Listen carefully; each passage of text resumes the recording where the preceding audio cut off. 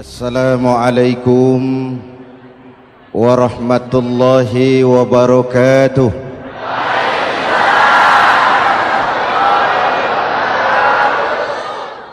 Alhamdulillah wassalatu wassalamu ala Rasulillah Sayyidina Muhammad ibn Abdullah wa ala alihi wa sahbihi wa mawala, amma ba'du.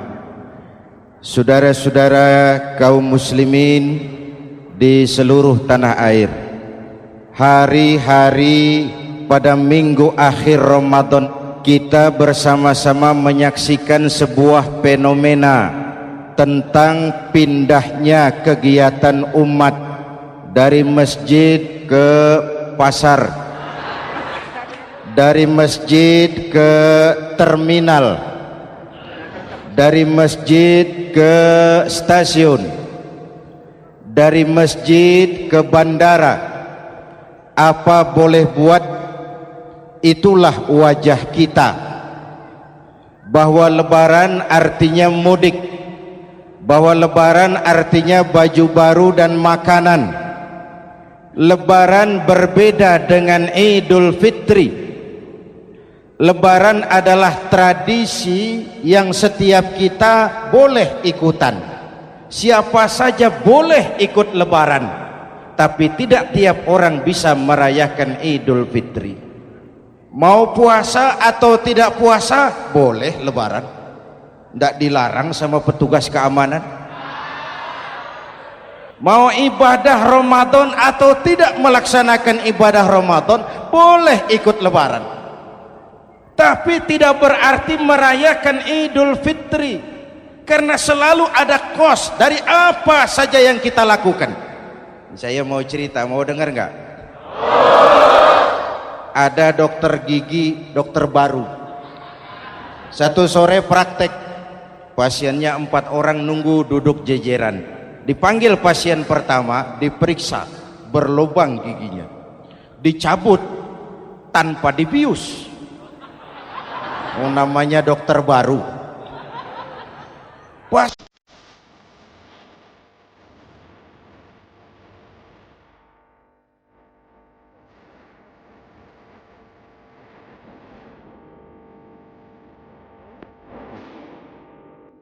selesai dicabut, diobati, selesai, tanya, sudah selesai dok? Sudah mas? Berapa biayanya? 200.000. Seperti 50.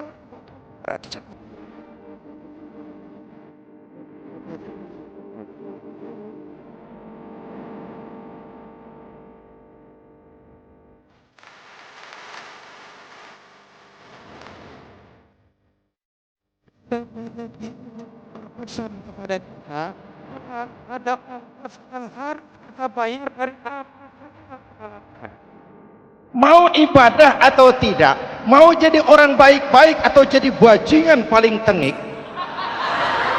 mau berbuat salah atau berbuat soleh, selalu ada kosnya, selalu ada ongkosnya. Kita bicara kembali kepada fitrah Idul Fitri. Bagaimana caranya? Pertama, saya ingin mengutip bagian pendek dari ayat 185 Al-Baqarah. Walitukmilul iddata walitukabbirullaha ala ma hadakum wala'allakum tashkurun. Ada 4 hal dari cuplikan ayat pendek ini. Pertama, walitukmilul iddata, hendaknya engkau sempurnakan jumlah bilangan hari puasamu. Berpuasa sebulan penuh. Sebulan penuh itu bisa 29, bisa 30. Pak, kalau beda pendapat bagaimana? Ada yang lebaran tanggal 5, ada yang lebaran tanggal 6. Hadirin, bagi yang punya kemampuan berijtihad, silahkan melakukan ru'yatul hilal. Bagi yang tidak, lebih aman ikut pesan Nabi. Apa pesan Nabi? Fa iza ikhtalaftum fa alaikum bis sawadil a'zam ma'al haqqi wa ahlihi. Kalau kamu berbeda pendapat, ikut golongan terbanyak yang benar dan ahlinya. Jadi walaupun banyak, kalau tidak benar dan bukan ahlinya, tidak usah ikutin. Banyak benar dan ahlinya.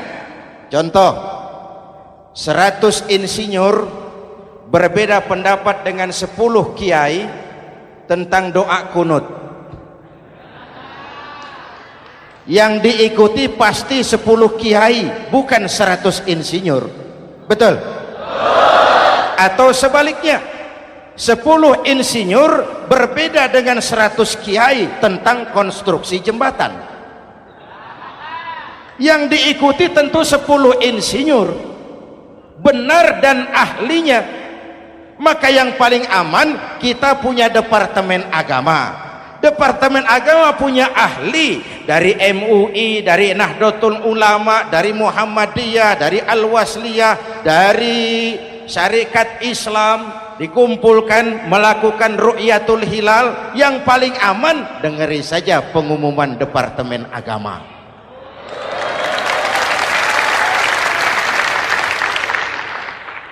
Tapi tetap menghormati mereka yang meyakini 1 Syawal jatuh pada tanggal 5. Beda boleh, marah jangan.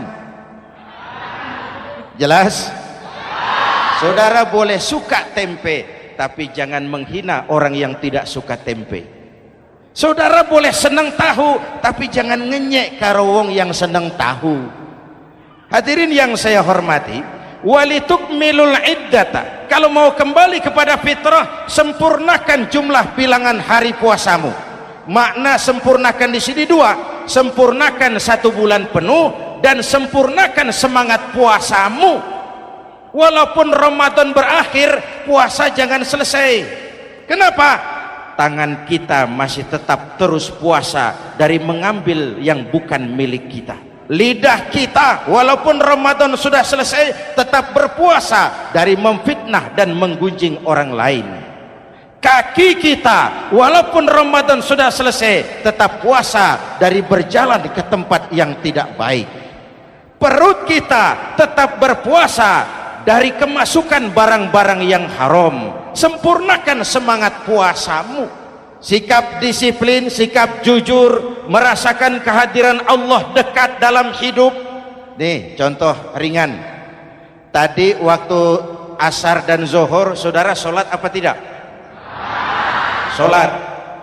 Waktu sebelum sholat kan berwudu, ketika berwudu kan berkemur. Umpama waktu berkemur itu saudara korupsi, sedikit saja airnya saudara minum, saya yakin jangankan petugas keamanan, teman wudhu sebelah pun tidak akan tahu kalau waktu berkemur saudara korupsi.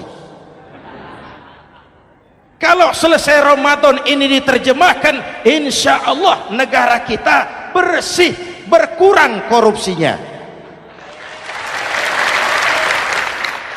Hadirin yang saya cintai, saya kembali kepada pesan Al-Baqarah 185 tadi.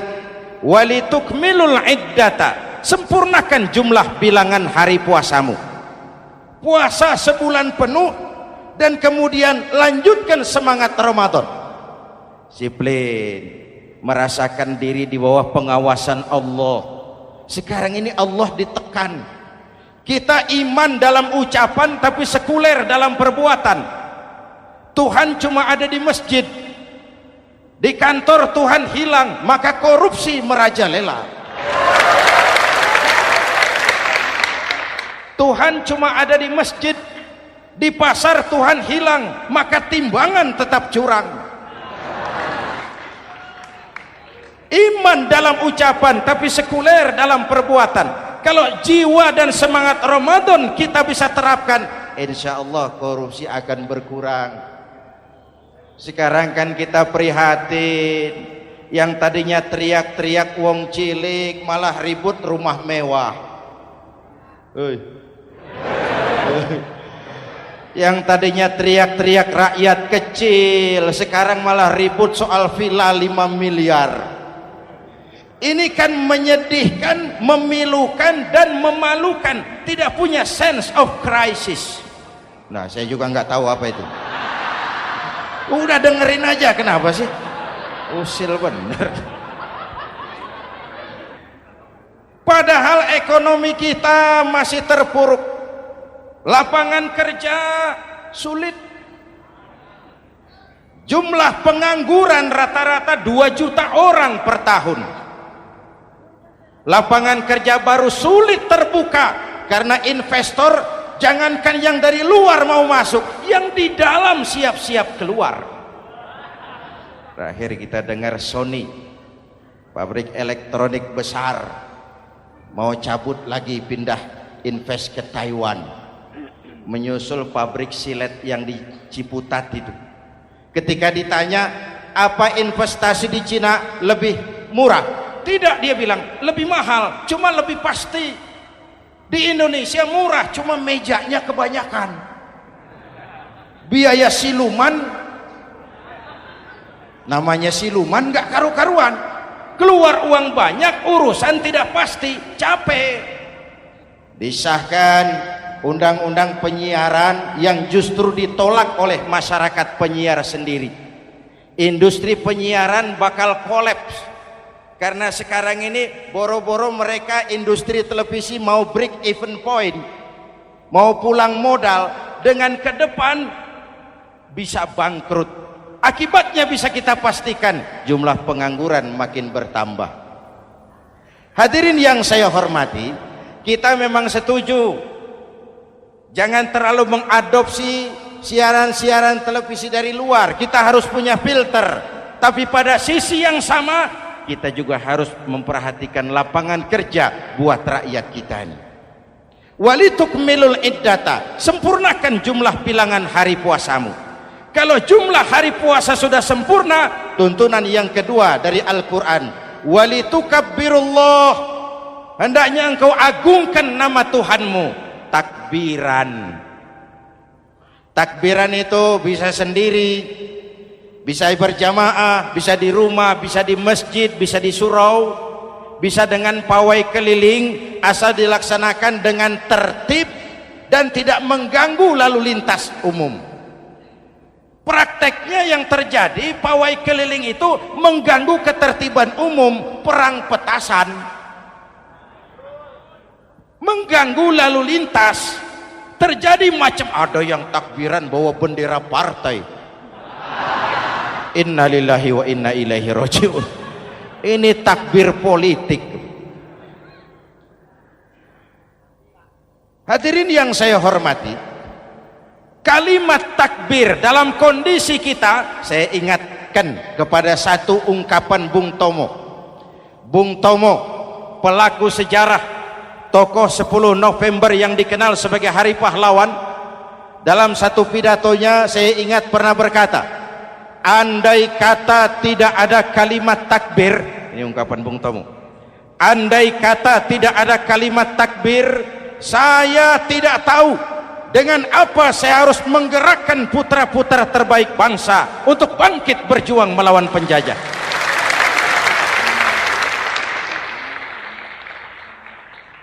Ketika Allahu Akbar, itu londo kelihatannya kecil, meriam enggak meleduk. Dahulu orang-orang tua kita cuma ada 2 kata, merdeka atau mati. Tidak berpikir nanti kalau menang dan merdeka saya jadi wali kota di mana.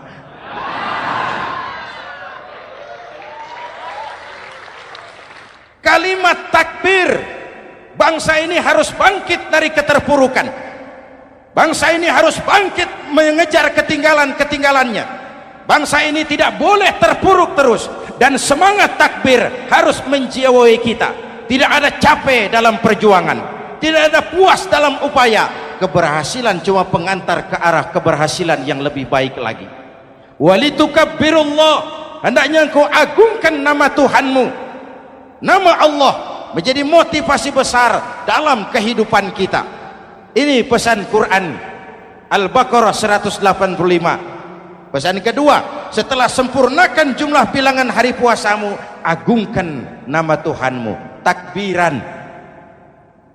Kalimat takbir sendiri kalau kita lihat pada kalimatnya ada kata la ilaha illallah wahdah sadaqa wa'dah wa nasara 'abdah wa a'azza jundah wa hazamal ahzaba wahdah.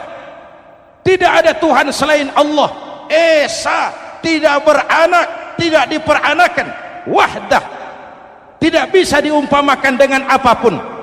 Sadaqa wa'dah, Allah yang maha menepati janjinya.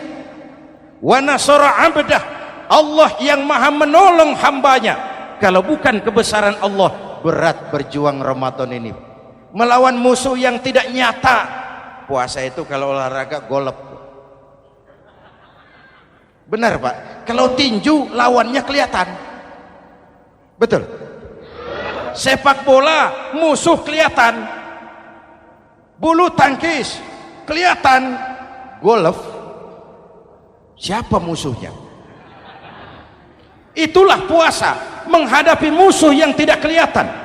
Itu lebih berat daripada perjuangan mengangkat senjata, lebih berat daripada berjuang mengorbankan harta. Tapi kalau di bulan Ramadan saja Rasulullah menang dalam perang Badar, itu harus jadi sumber motivasi. Dengan kalimat takbir, dengan keagungan Allah, bangsa Indonesia harus bangkit dari keterpurukan. Ibu bapak hadirin yang saya hormati, jadi bukan akhir Ramadan lalu sibuk beli baju. Boleh, tapi bukan itu yang utama. Laisal id bilibasin jadid walakinnal id bita'atin yazid. Idul Fitri bukan pakaian baru. Idul Fitri adalah ketaatan yang meningkat, yang telah ditempa, digojlok, digembleng oleh Ramadan. Jadi kalau Ramadan rajin baca Quran, lalu selesai Ramadan sayonara Quran, latihan tidak berhasil. Ramadan rajin ke masjid, selesai Ramadan selesailah ke masjid. Awal Ramadan full house sampai ke halaman, akhir Ramadan cuma imam berdua tikar. Masjid kembali senyap, padahal masjid adalah pusat kegiatan umat.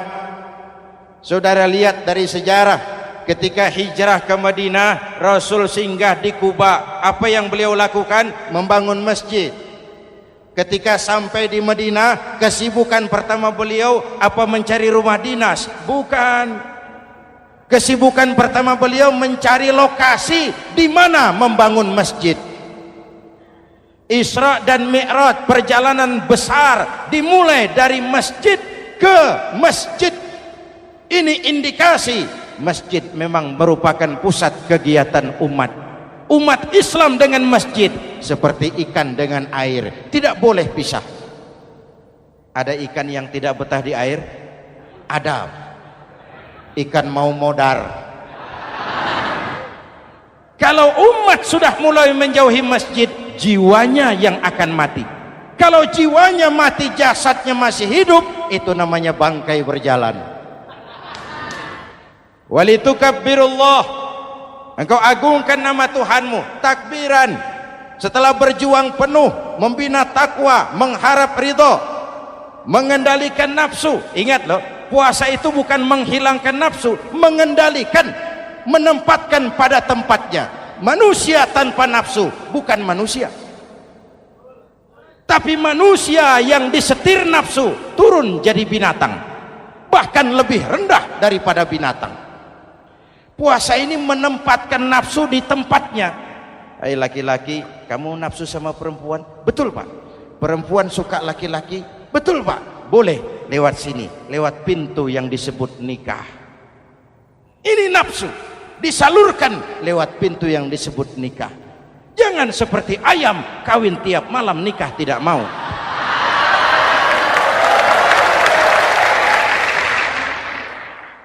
Hai manusia, nafsu kepada materi, kepengen kaya? Iya Pak, boleh. Usaha yang halal, jual beli yang halal. Wa ahallallahu al-bai'a wa harrama riba. Allah halalkan jual beli. Jangan ingin kaya lalu makan renten, ingin kaya lalu korupsi, ingin kaya lalu buka peternakan tuyul. Manusia ingin berkuasa, tapi tetap etika dan moral. Ingin berkuasa lalu fitnah, ingin berkuasa lalu mengadu dan berkuasa lalu segala cara. Puasa menempatkan nafsu pada tempatnya. Manusia yang dikendalikan nafsu lebih matang.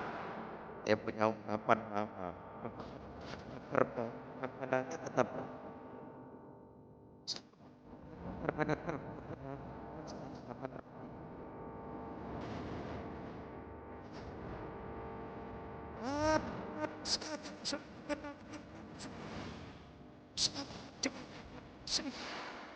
asal semen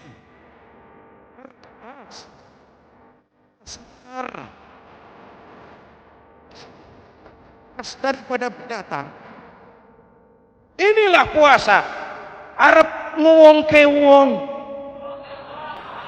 agar manusia itu jadi dirinya, fitrahnya, jangan dikendalikan oleh nafsu. Kita ini sudah diciptakan fi ahsani taqwim. Masya Allah. Presented by the Integral CJ's Management.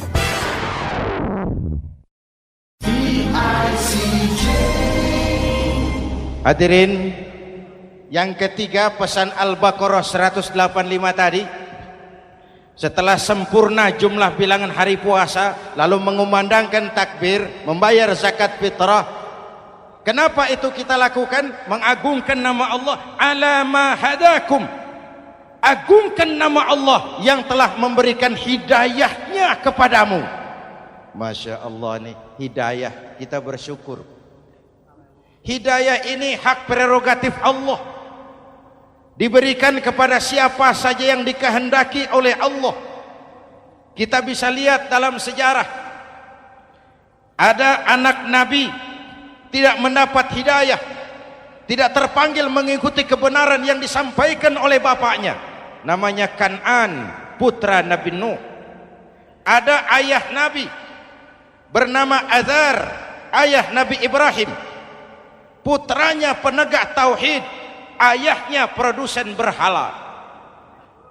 Ada istri Nabi, istrinya Nabi Lut, tidak mendapat hidayah, tidak terpanggil mengikuti kebenaran. Lalu Abu Jahal, Abu Lahab, paman Nabi, melihat Nabi, menyaksikan mukjizat, mendengar wahyu, melihat tutur kata Nabi, hidayah tidak datang kepada dia, maka mereka tidak terpanggil mengikuti kebenaran.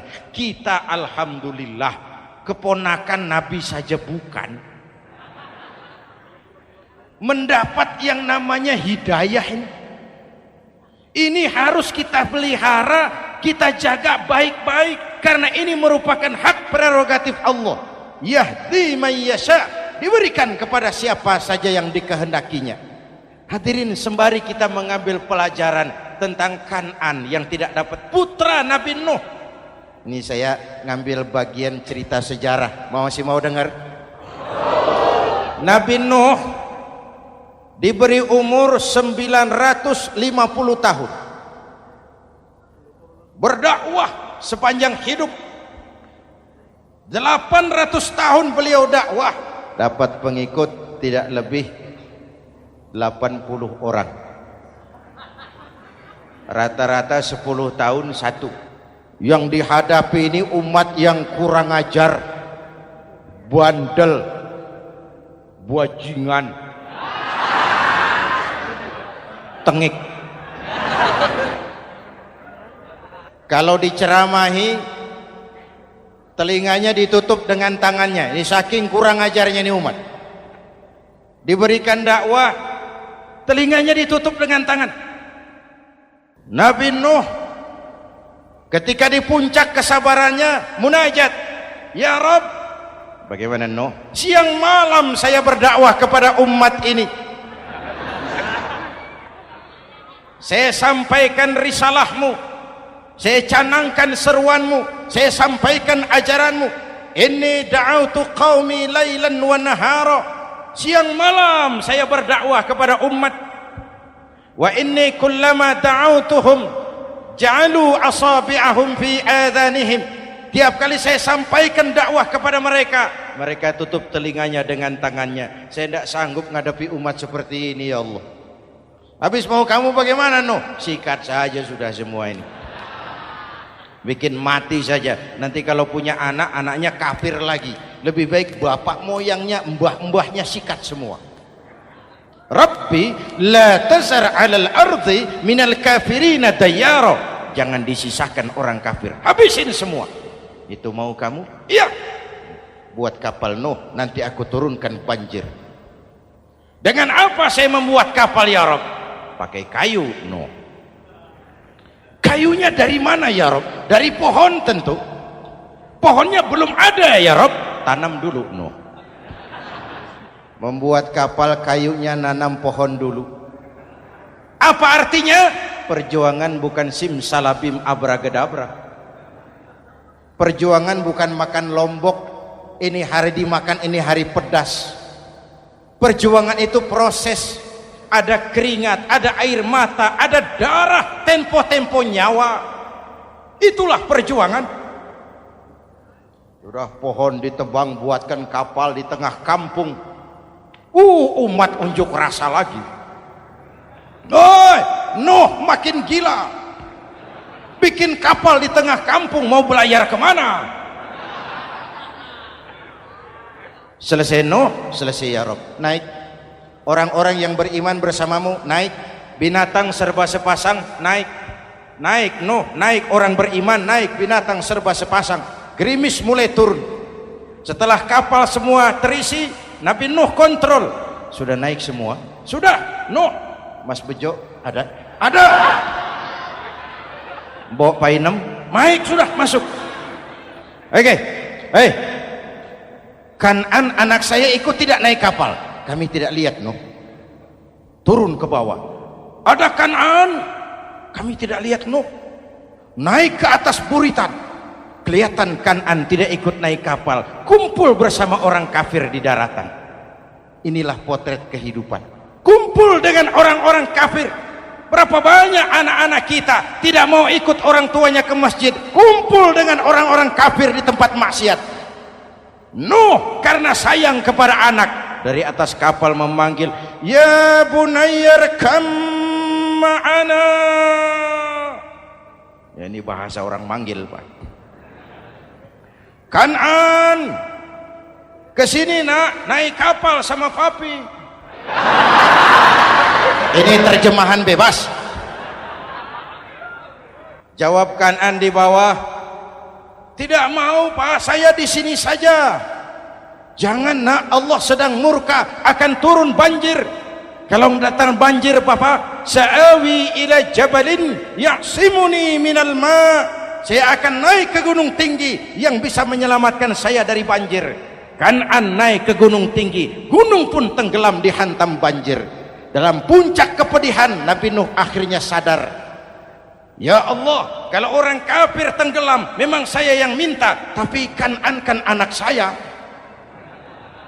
Nuh, anggap Kan'an bukan anakmu. Wa innahu amalun ghairu salih. Nuh sadar, akhirnya bilang, ana urid wa anta turid wallahu fa'alun lima yurid. Aku punya kemauan, kau Kan'an punya kemauan, Allah juga punya kemauan. Kemauan Allah lah yang akhirnya jadi kenyataan. Nek sekarang juga kita ngadepi musim banjir. Bukan banjir air saja, banjir peradaban-peradaban yang masuk ke negeri kita. Banjir maksiat, banjir munkarot. Kalau kita sudah ke masjid, kita sudah naik kapal, tolong kontrol anak-anak kita, tolong kontrol tetangga kita. Ayo naik kapal, banjir.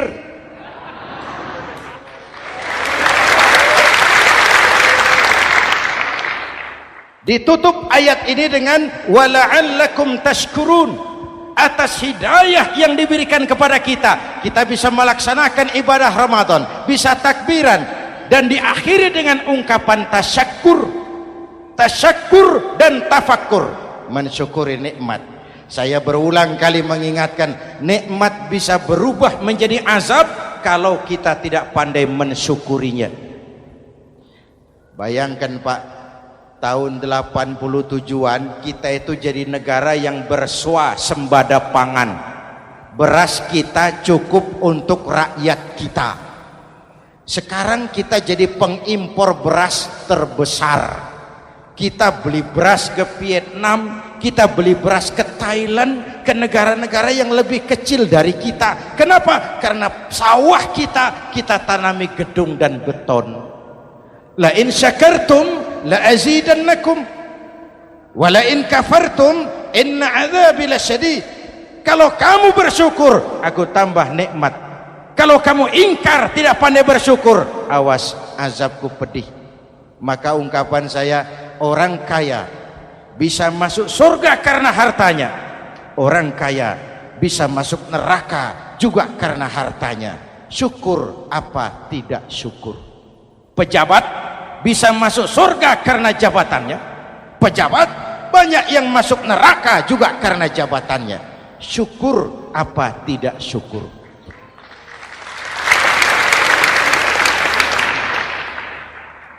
Orang alim, kiai bisa masuk surga karena ilmunya. Orang alim pun bisa masuk neraka lebih dulu dari penyembah berhala juga karena ilmunya. Syukur apa tidak syukur? Kasih jabatan sebagai pemimpin lalu menyadari sayyidul qaumi khadimuhum. Pemimpin suatu umat adalah pelayan bagi umat itu. Pelayan harus melayani, bukan minta dilayani. Selama ini kita memandang jabatan itu jalan pintas menuju kaya. Jabatan itu artinya kekuasaan dan fasilitas. Maka yang lahir rampok-rampok baru.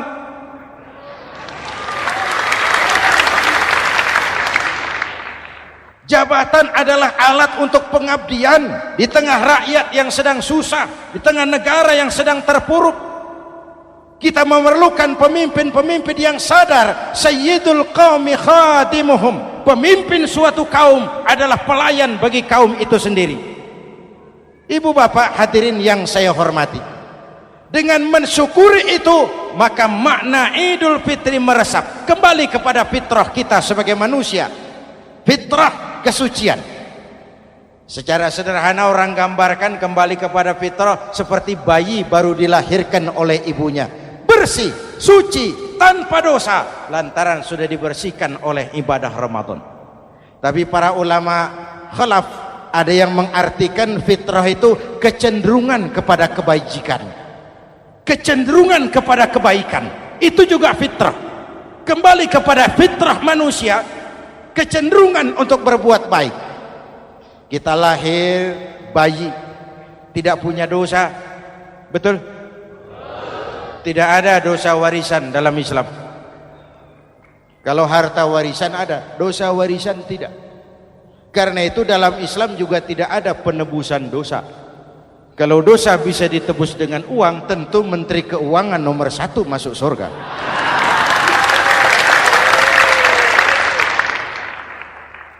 Dosa dalam Islam ditebus dengan taubat, langsung kepada Allah, sonder calo. Hadirin yang saya hormati, kembali kepada fitrah seperti bayi baru dilahirkan oleh ibunya, bersih, tidak punya dosa kepada Allah lantaran sudah dibersihkan oleh ibadah Ramadan. Soalnya kemudian kita kan tidak hanya bersalah kepada Allah, kita ini juga bergaul dengan sesama manusia, betul? Sebuah hadis, sahabat ditanya oleh Rasul, atadruna manil muflis? Saudara-saudara, tahu kamu siapa orang yang bangkrut? Oh Rasul, orang bangkrut yang tidak punya uang, orang bangkrut yang tidak punya harta. Salah, kata Rasul. Innal muflisa min ummati, yang bangkrut dari golongan umatku, yang besok di hari kiamat datang menghadap Allah dengan membawa pahala solat, membawa pahala zakat, membawa pahala haji, membawa pahala sedekah pada satu pihak. Sementara pada sisi yang lain, sebelah kiri, orang ini juga datang membawa kesalahan karena pernah mencaci maki orang, pernah memfitnah orang, pernah memakan harta orang dengan cara yang zalim. Satu sisi bawa kebajikan, sisi lain bawa kesalahan. Kalau ini yang terjadi, bagaimana nasib kita? Kata Nabi, Tuhan, ini pahala solat saya, ini solat yang wajib, ini yang sunnah, rawatibnya, nawafilnya. Datang orang, sebentar Tuhan, apa? Dia memang rajin solat, tapi saya pernah dicaci maki, hancur nama saya, remuk hati saya. Di dunia saya tidak bisa membalas karena dia lebih berkuasa. Sekarang saya menuntut keadilan. Betul? Iya Tuhan. Sini pahala solatmu, kasih orang yang kau caci maki.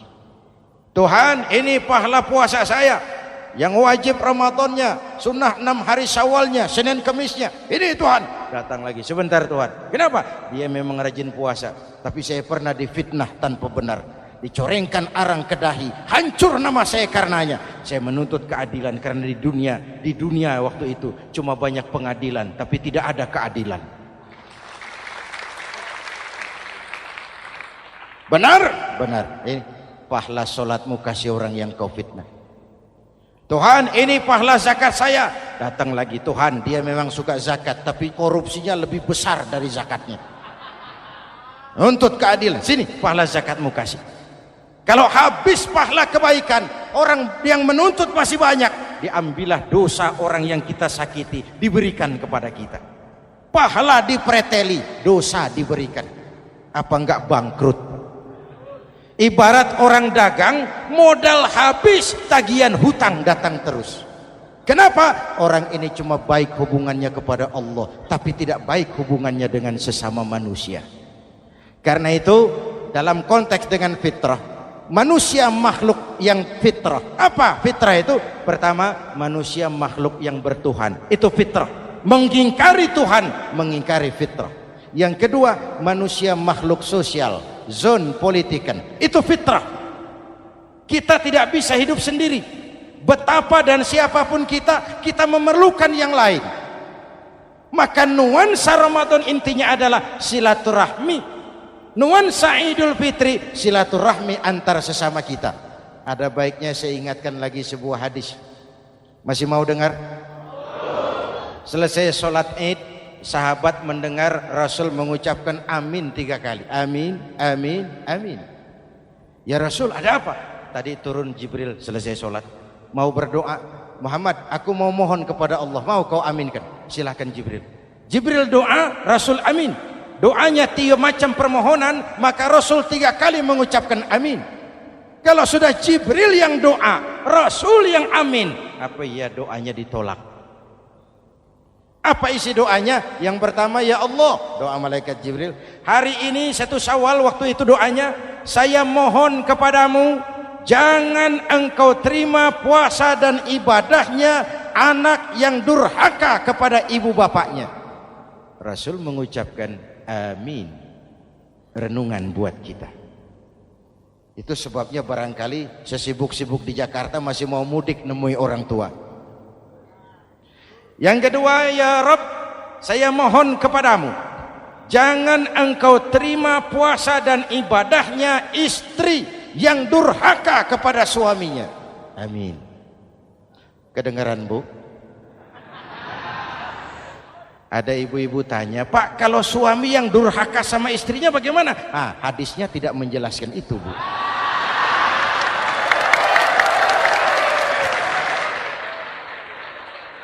Lo menang sendiri.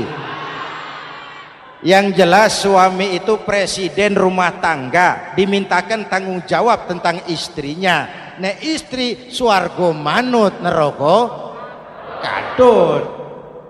Ketika pulang Isra Mi'raj saja Rasul bercerita, aku diperlihatkan neraka. Neraka ya Rasul? Iya. Lalu aku lihat isinya kok kebanyakan perempuan.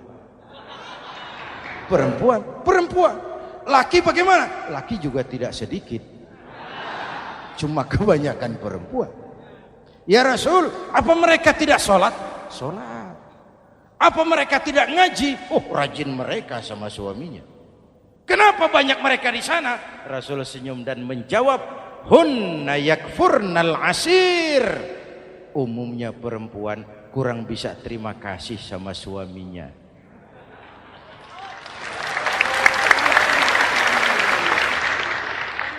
Ini penyakit turunan. Oi, ngaku oi.